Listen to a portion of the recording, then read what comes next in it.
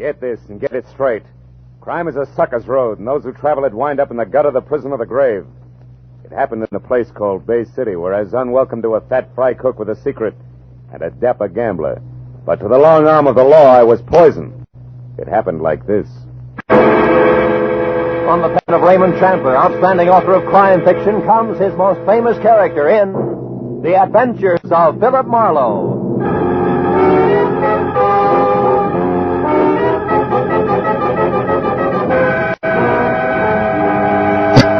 Now, with Gerald Mohr starred as Philip Marlowe, we bring you tonight's exciting story, The Long Arm.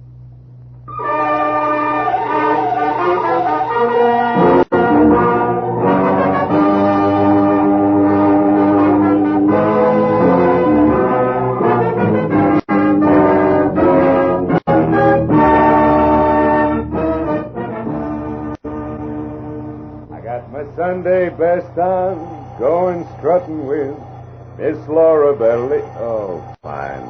Every time I take a shower, I've never seen it. All right. Okay. Hello. Mr. Philip Marlowe, please. Yeah, speaking. 1 moment, please, sir. Bay City is calling. Bay City. I have your party, sir. Go ahead. Thanks. Hello, is that you, Marlowe? Yeah. This is Ernie Parch, Phil, at Bay City. Parch? Yeah, you remember me, don't you? No, I can't see.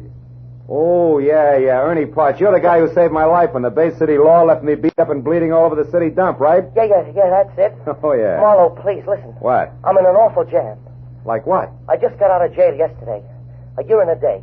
Jail, Ernie? Yeah. A very neat frame, Phil, but not half as neat as the one they're trying to hang on me now. This one's worse.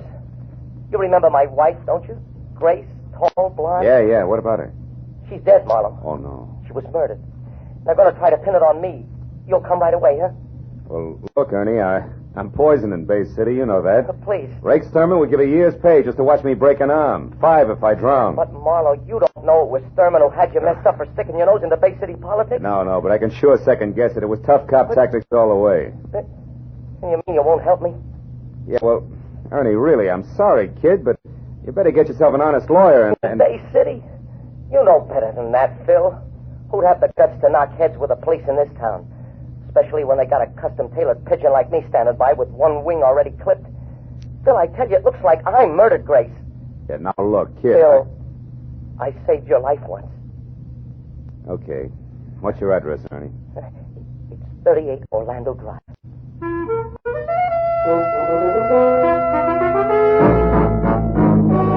Bay City was a snug seacoast town some 20 miles southwest of L.A. and about twice that distance from being on the up and up.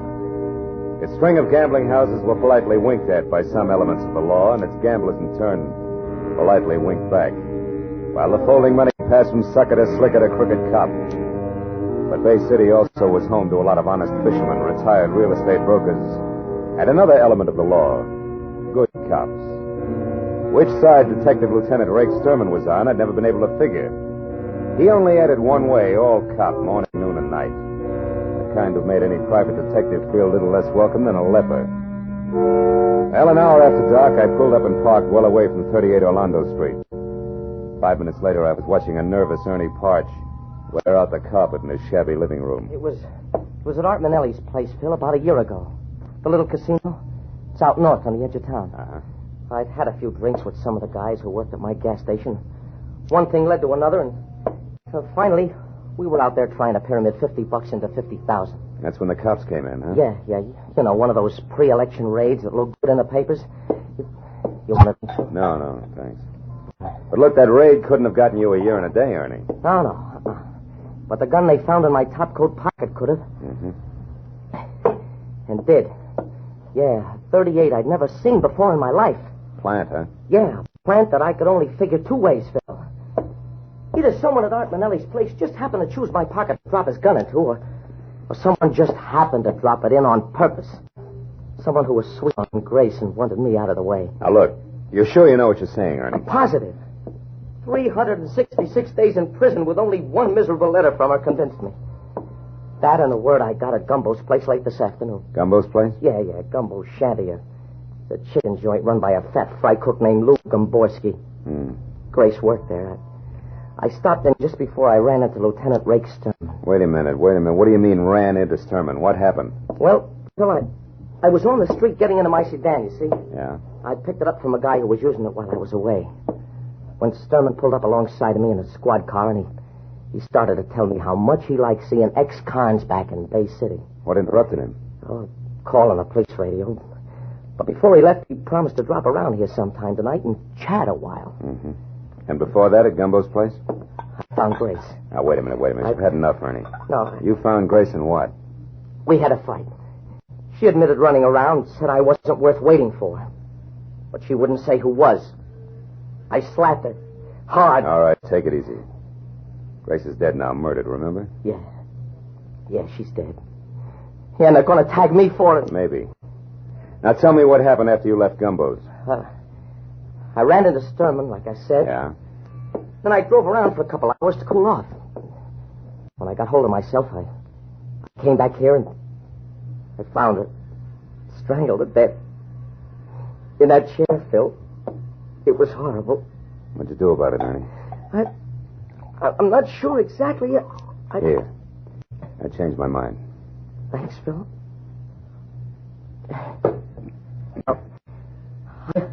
I decided to get her out of here. It was just getting dark, so I waited a little, and then I carried her down the rear stairs, and I put her in my car, in the back seat. I put a blanket over her. She's still there, Phil. I was going to drive the car away, but, well, I guess I lost my nerve.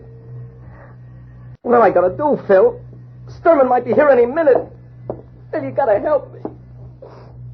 You must have... Ernie, that won't do it. I'm sorry. All right, kid. Are the keys in the car? No. I got them here. What are you going to do? I don't know. But you get out of here. Do something. But what, Phil? Anything. Go to a movie. Act as relaxed as you can. Do anything. Except come back here for at least 2 hours. Now go on. All right, Phil, whatever you say, I'll go to a movie, yeah. Right now. Right away. Thanks, Phil. I know you'll get me out of this. Ernie Parch's vote of confidence made comfortable listening for both of us. But when he was gone and I was down the rear stairs and out to his car in the alley, keys in hand, I realized that it stopped right there in the back seat. Then in the light that spilled from a nearby unshaded window, I saw I was going to have company. Sharp-pointed elevator shoes, careful blue flannel, and patent leather hair over a pasty face. All of it no more than 5.5 feet and held together by a hand-painted tie that sported a dapper knot the size of a cantaloupe. Good evening. I wonder if you could help me. I'm looking for Ernie Parch, 36 Orlando Drive. I couldn't find any number on this house. Is this it? Yeah, but Parch isn't in. He just left. Oh. You know where he went? No. It's all right, Cautious. I only want to talk to him. My name is Art Manelli. I'm a friend of his. An acquaintance.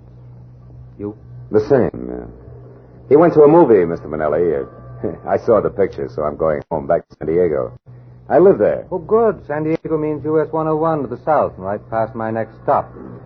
I came in a cab, or don't those keys in your hand there say that you're leaving? I mean, I don't want to appear presumptuous. Or wait for a taxi. Or wait for a taxi. Shall I get in, or do you want to slide over to the driver's seat from here? I want to slide, if that's all right with you. Perfect. Tell me, Mr. Crew shutter. Mr. Crew Shutter. Yeah. You had business with Ernie? Personal business. You, Mr. Manelli? Yes, I wanted to see Ernie about a good location I have in mind for a new gas station. You know about such things? No, and I don't think you do either, Manelli. Unless, of course, the pumps can be converted into roulette wheels. Oh, you know who I am, eh? Yeah. I also know it's a little strange for you to show up at Ernie's place the day after he gets out of the state pen for a frame that took place at your little casino. What are you getting at, Mr. Crew Shutter? An outside chance that you yourself were responsible for that frame? That you're anxious to see what, if anything, Ernie intends to do about it? The light's red, Crew Shutter. No fooling. Now tell me, why would I want to frame Ernie Parch? I don't know. Could be, Manelli, that you did it accidentally, a little gun in a big hurry. Or it could be you had a tighter reason, huh? Like what? Like Grace Parch, very pretty girl. You're out of your mind. Yeah, sure I am, Manelli. Just plain nuts. So why don't you get out here? Get yourself a nice, sane taxi cab. It'll be safer. All right. Just as you say. Mister, me and my pal need a lift going toward the highway. Sure he is. Hey, swell. Come on, Norm. We'll ride in the back seat. No, I got stuff in there. Close that door and beat it. Oh, okay, Happy. Thanks a lot. Stuff, Mr. Crusoe? What kind of stuff? Rum, Manelli. I'm a bootlegger who never got the word, believe me. Oh, but I do. The light's green, Mr. Crusoe. So long.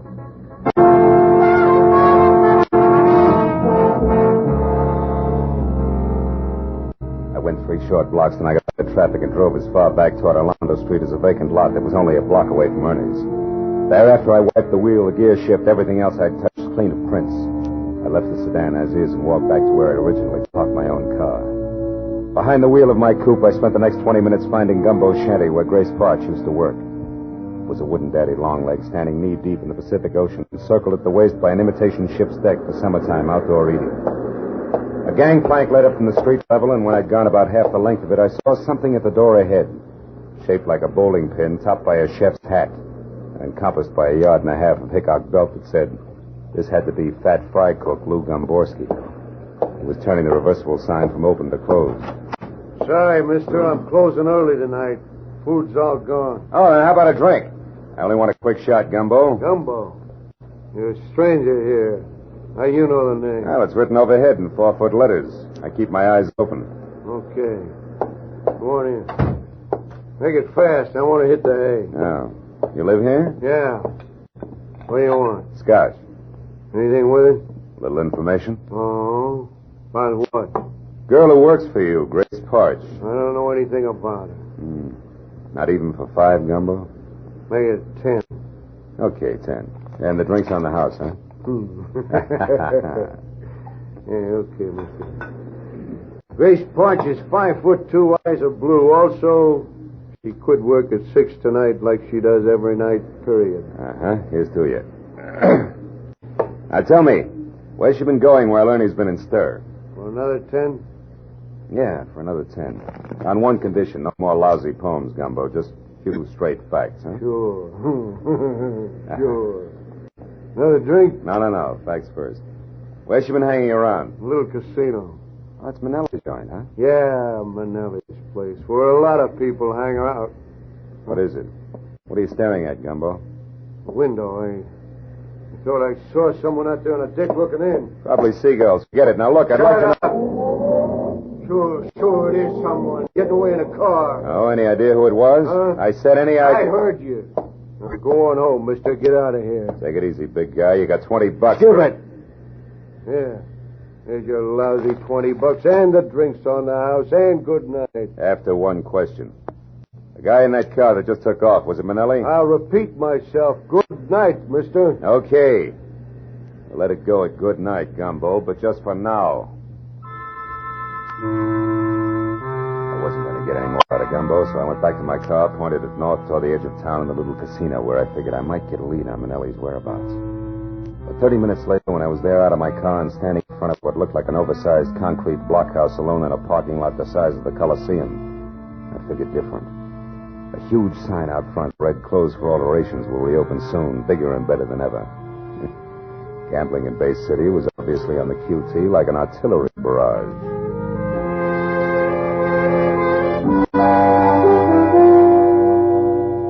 By the time I got back to 38 Orlando Street, nearly 3 hours had gone by since I'd last seen Ernie. As I started up the steps toward the light in his living room, I wasn't happy over the lack of information I had for him. But when I opened the door and saw what was waiting for me, it didn't matter. In one huge, beefy, freckled hand, there was the usual police department .38 revolver. Hello, kid. The ice-cold gray eyes, the thick, broken nose, the nasty curl of the lips, all belonged to Bay City's toughest homicide detective, Lieutenant Rake Sterling. Hello, Marlowe. I've been waiting for you too long, kid. Why, I would have baked a little cake if I knew I was going to have this much time. Where's Ernie Parch, Sterling? He's under arrest, kid. We found his wife's body. He's under arrest for murder. You know what else, kid? No, what else, kid? So are you.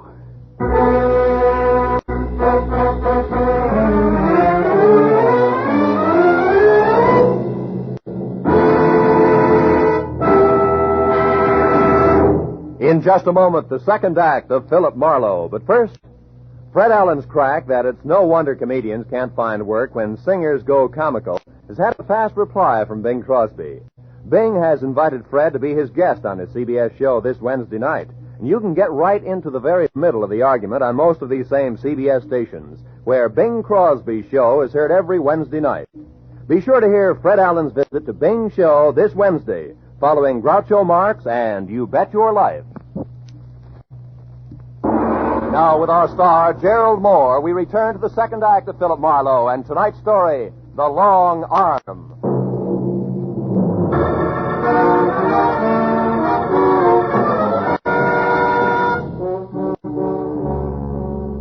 As Lieutenant Sturman moved toward me, he curled the thick fingers of his left hand into a fist. I braced myself, but the blow never came.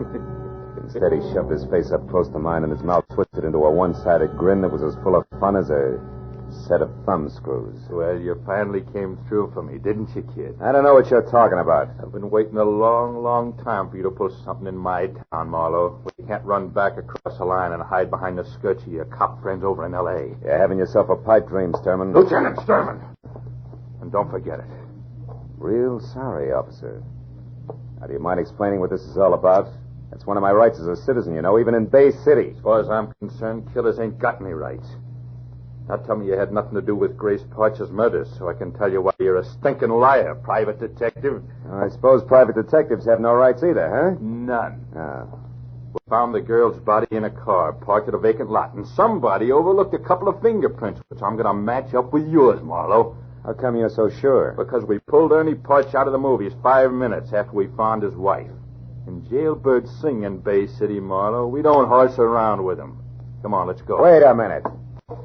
Boy, you pushed too far on the wrong track. There's an angle here you ought to know about. There's always an angle with you, ain't there, bright boy? Yeah, but you're going to like this one. First in that car you're so proud of, you're going to find prints from one Art Manelli. The gambler? That's right. The one who stays in operation when everybody else in Bay City is closed up. You better find out whose toes you're stepping on down at City Hall before you... We got problems in our town, Peeper, but that's not one of them. Now, if you got something intelligent to offer, spill it. Without wisecracks. All right. Ernie Parch was framed a year ago in Manelli's joint. No doubt on Manelli's orders. Why? Because Grace Parch was a pretty girl with the end for gamblers, that's why. All the time Ernie was in the cooler, she was running down to Manelli's place, and I got a witness to prove it. She also makes it a kind of little cheat tramp that gets out of hand. Go on, did... Manelli showed up here tonight with no satisfactory reason for it. What's more, you warned Ernie Parch just this afternoon that you were keeping an eye on him. Even if he wanted to kill his wife, he's not stupid enough to have done it tonight. But from Manelli's standpoint, it was a perfect time, you see, because you guys would go for it just exactly as you have. So you think we're stupid? Now, look. I know you got no use for me, Sturman. But you're a cop after all. And as long as somebody's got to take the rap, it might as well be the right guy. You know what, sweetheart? What? Your fairy story makes average listening. Just average, nothing else. Now get going!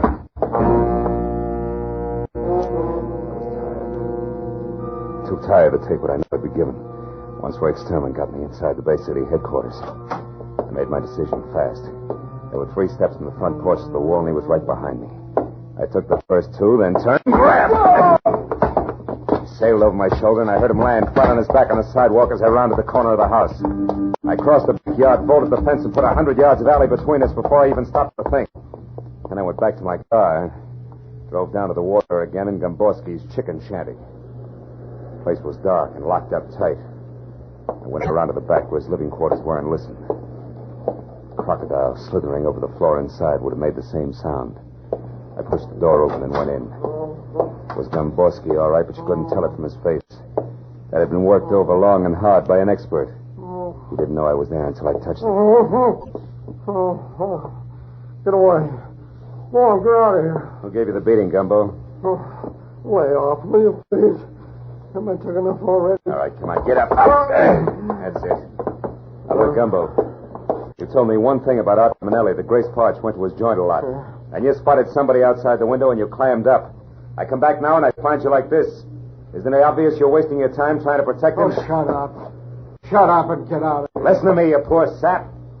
Can't you see you're going to be living with this from now on? Every time he gets the jitters, he'll give you another going over to match this one. Till he really gets jumpy, Buster, and then he'll do worse than that. Don't you get it? Listen, mister, that's guessing. When I know what'll happen if I open my yap again, I'm just not going to take that chance. Don't you realize we'll never lick Manelli if we don't fight? Leave me alone. Hey, leave me alone. I'm not saying nothing. You understand? Nothing. Not one word. Now get out. Lord, get out. All right, you miserable sucker. I'm through talking to you.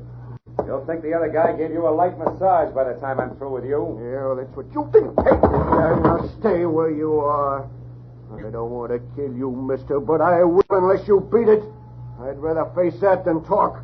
You're getting in too deep, aren't you, Gumbo? There's nothing else I can do. You're nothing to me. I know which side my breast's butted on. Yeah, but you made one big mistake already. Mistake? What do you mean? You left yourself wide open for this coffee pot. I'm sorry, sucker. I don't have much time. Drop the gun. Come on. Drop it. That's better. Now just tell me one thing and I'll leave you alone. All I want to know is where I can locate Art Manelli right now. He's at his club, at the little casino. You're lying. I was down there. It's closed. It's being remodeled. I'm not lying. All right, you need some more rubbing. Okay. He's got a Guido room downstairs under the club. They're not being done over. That's where he lives. He ought to be there now. But you got to protect me. Sturman and Manelli will kill me. He'll kill me. That's all I want to know. So long, Gumbo.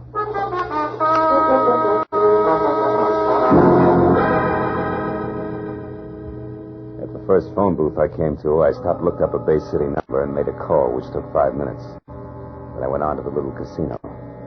I parked on a side street, then went down the ramp to the underground garage in the rear. There was a door between two ornate bronze urns, Alibaba size, and I started toward it.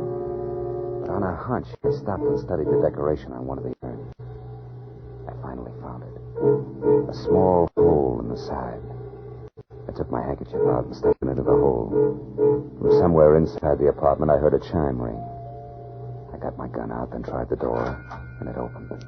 Into a long, lush hallway draped at the far end with a heavy gold curtain. Waded through a green carpet deep enough to mow, up to the curtain and pulled it aside.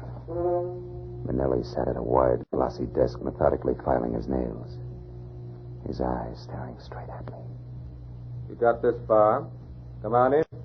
Don't tell me you're all alone here, Manelli. No, I got 500 dancing girls, smart guy.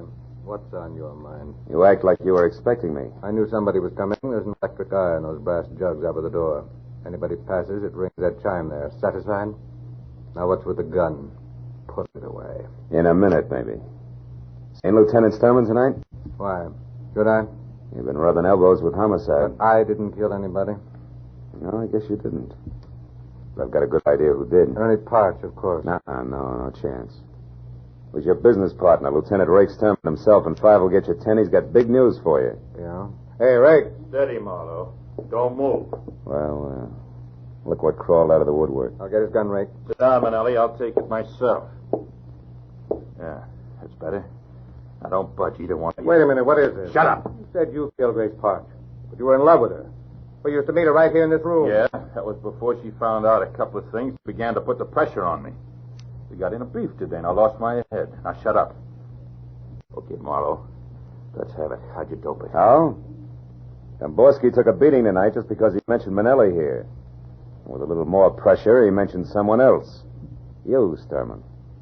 And why would you shut Domborski up about Manelli unless you and Manelli were connected? That connection was all I needed. Uh-huh. Right on the button, sweetheart. For all the good it'll do you. Listen, I don't get this. I don't understand. You don't have to anymore. You're through. What are you saying, Ray? You know too much about me, Manelli. You know it all. Now, wait, you can't do this. Yes, I can. In fact, Marlowe here gave me the idea. He even worked out all the motives. So it's easy. I came here to arrest you for Grace Parch's murder. You resisted, and I had to shoot you. Ain't that a shame? But about this Ernie Parch. I intended to hang it on him, Manelli, but he's nothing to me. I don't care if he lives or dies. But you're getting too big for your britches anyway. So this is better. And I get 3 birds with 1 stone. Grace, Manelli, and you, Marlowe. Before you start pulling the trigger, Sturman, you better ask your boys. Huh? A couple of them are waiting for you behind that gold curtain there. You're a liar, Marlowe. The electric guy would have tipped us off if anybody else came in. I blinded that eye with my handkerchief on my way in. Right, Lieutenant What? Sturman. Johnny, How long you been there? About long enough. Better drop it, Lieutenant. I don't take orders from you, Sergeant. You do tonight. Chief himself sent us out. Yeah, I took the liberty of going over your head, Lieutenant, just before I came in. Under the circumstances, you'll understand. Why, right? you... Better drop it, Lieutenant. Drop it! Okay, now come on. You two guys, too. Come along quietly. Sure. Always glad to ride with old Rake Sturman any time at all. Just as long as there's a couple of policemen in the same car.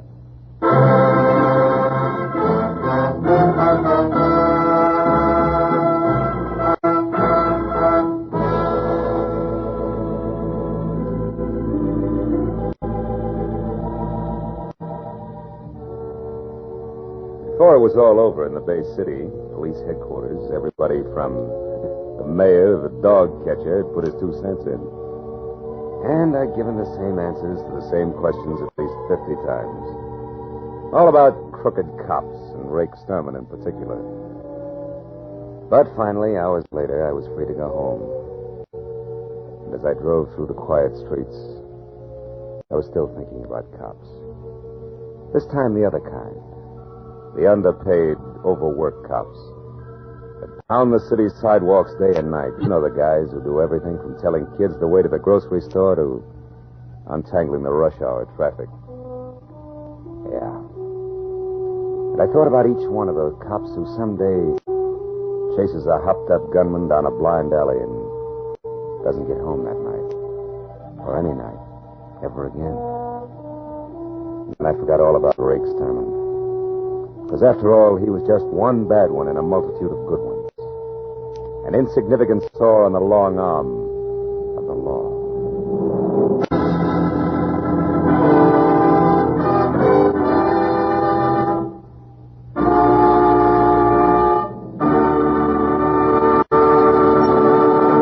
The Adventures of Philip Marlowe, bringing you Raymond Chandler's most famous character, star Gerald Mohr, are produced and directed by Norman Macdonnell and are written for radio by Robert Mitchell and Gene Levitt.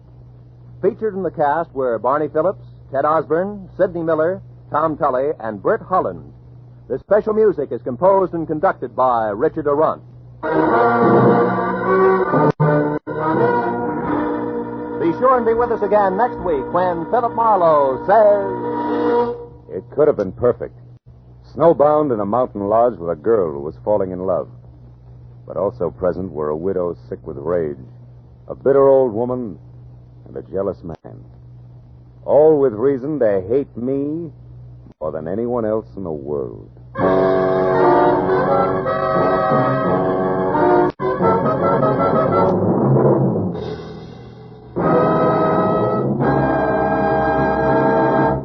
Two all-star bouts are promised on CBS this Wednesday night. Bing Crosby faces Fred Allen across the CBS mic to battle it out on who's funnier, singers or comedians. And in the second attraction, Gracie Allen and a smashed fender team up against not-so-gorgeous George Burns and a guilty conscience. This Wednesday also brings you Groucho Marx, his ad-libs, and his teams of opposites on You Bet Your Life, and a Dr. Christian story about two redheads in love. Fun, action, variety. They're all yours with Dr. Christian, Groucho Marx, Bing Crosby and Fred Allen, and George and Gracie on most of these same CBS stations this Wednesday night. This is Roy Rowan speaking. Now, stay tuned for Pursuit, which follows immediately on most of these same CBS stations.